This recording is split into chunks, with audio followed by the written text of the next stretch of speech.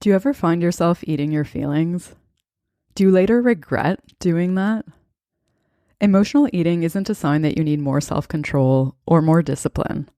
It's a sign that you need more awareness, compassion, and love. In this episode, I'll share with you 4 strategies to stop emotional eating. You're listening to Pure Light, where we explore how to become the highest version of yourself so that you feel worthy of your craziest dreams and confident in your power to make them happen. My name is Ailey. I'm a coach and a Kundalini yoga and meditation teacher, and this is episode number 46. So, I was reading the latest issue of O Magazine, the January 2019 one, and it had an article in it about emotional eating, which reminded me that I had wanted to do an episode on this a while ago. I remember telling a friend about my idea to talk about this, and the reason I wanted to talk about it was because it had become an issue again. It's something that was a major issue for me when I was in my 20s. And since then, it hasn't been so much, although it does resurface every once in a while when there's something that I haven't quite dealt with emotionally. And anyway, this topic slipped off my radar until now. And then I thought it would be a good time to talk about it because it's around New Year's and it's around the time that a lot of people evaluate their habits and how they want to live, and especially as it relates to their health. So let's get right into the strategies.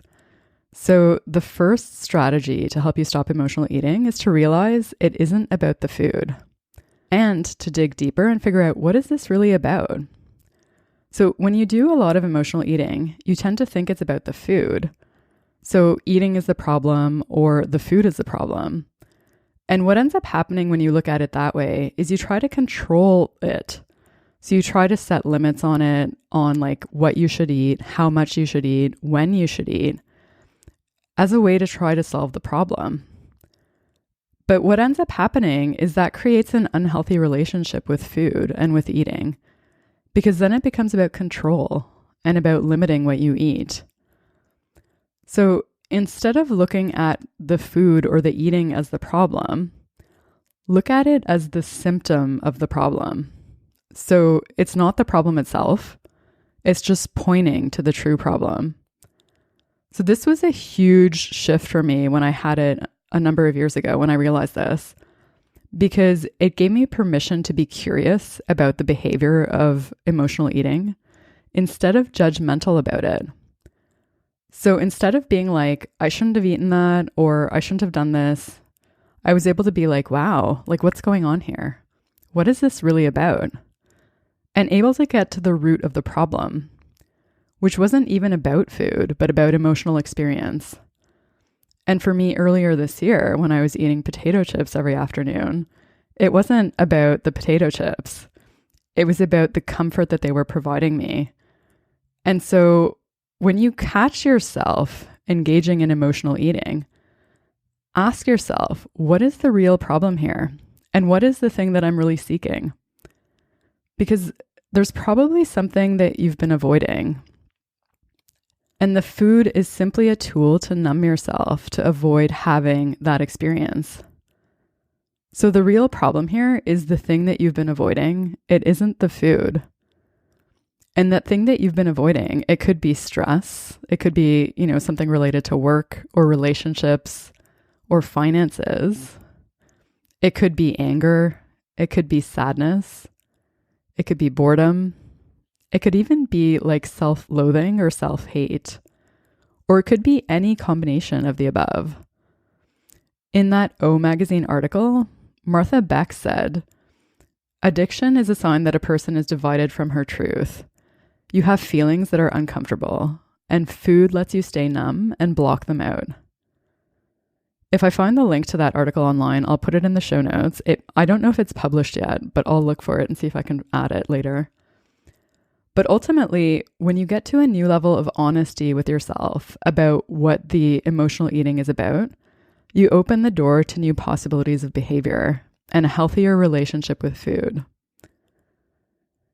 Okay, so strategy number 2 to help you stop emotional eating is to remove the rules and restrictions. So creating rules and restrictions is something that we naturally do to try to exert control over the situation. especially since we often feel powerless to change it. But since it isn't really about food, as we've just talked about, this form of control is really a bit of a band-aid fix. So when you say things like, I'll stop eating chocolate, or I'll never eat potato chips again, it's a way of blaming the food. And when you blame the food, you make food the problem. And so it kind of perpetuates the pattern because it isn't actually getting to the true solution. It's just trying to restrict things in a way where you feel like you have that control. But instead of trying to create and enforce rules and restrictions, you can learn to listen to your body. So listening to your body helps you learn to eat mindfully and to pay attention to the signals that your body is giving you, both in terms of your hunger and what you need in terms of food, and also in terms of your emotions. And greater awareness of both of those will help shift the pattern of emotional eating. Like, I honestly think that when you create restrictions for yourself, especially as it comes to food, you create this tendency to self-sabotage along with it, because that path of restriction is one that you do not want to take. I talked about this in a previous episode called Procrastination and the Path Forward. Like, in that, I talked about how I wanted to lose weight, but I kept putting it off because I kept wanting to go on these diets that were really restrictive. And so I basically kept delaying it to next Monday. And on Monday, I would blow it and then give up and restart the cycle. So anyway, I'll put a link to that episode in the show notes, which you can find at purelightpodcast.com under episode 46, if you want to listen to it.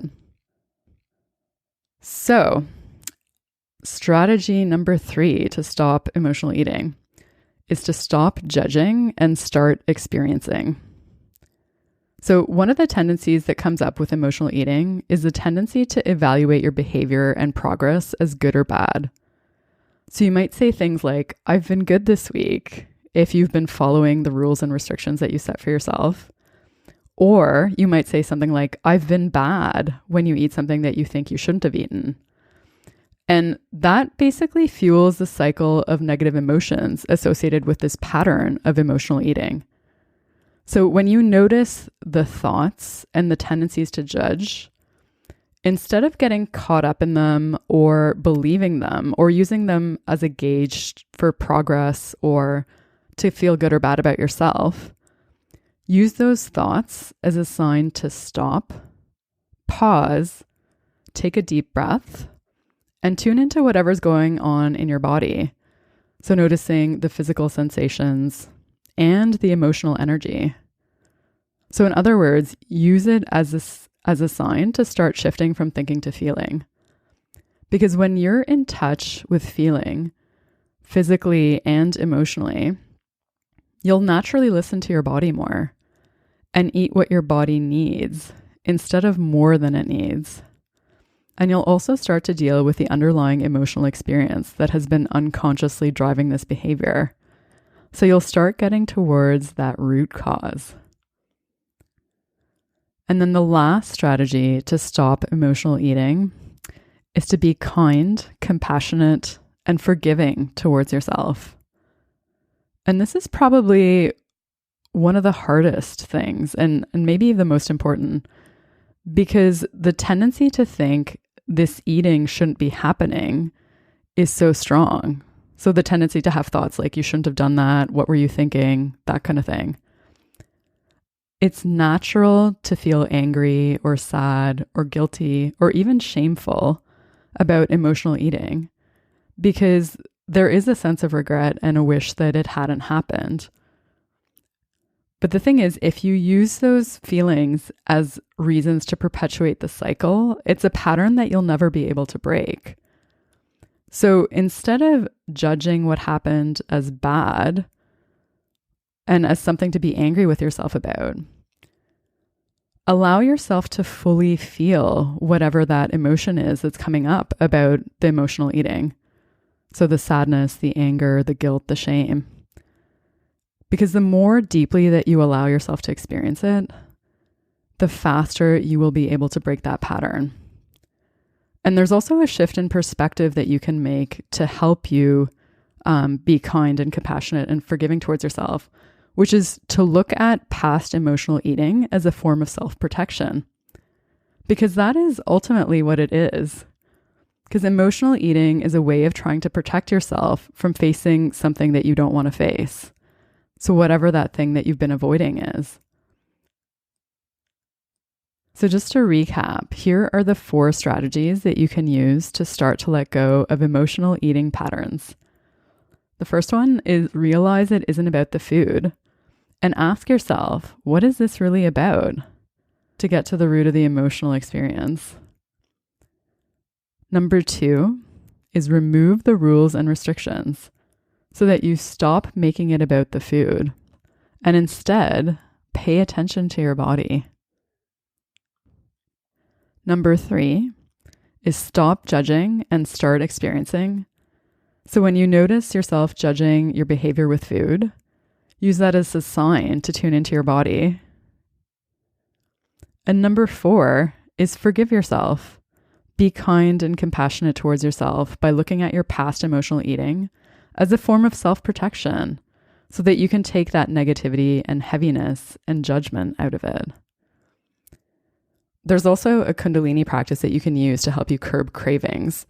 I published a video with the instructions for it on Mind Body Green a while back, and I'll put a link to it in the show notes, which you can find at purelightpodcast.com under episode 46. So if you feel like your cravings are out of control, this is a great Kundalini practice to help you with that. You can do it either whenever you have a craving, or you could also just do it as a daily practice to help break the pattern of emotional eating and support new patterns in that area. And if you make progress on this and then experience some setbacks, don't worry about it. In the next episode, I'll talk about why that happens. So why your old patterns keep resurfacing.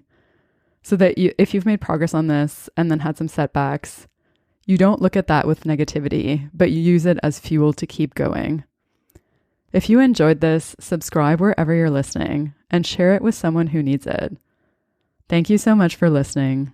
Until next time, may you be guided by your light.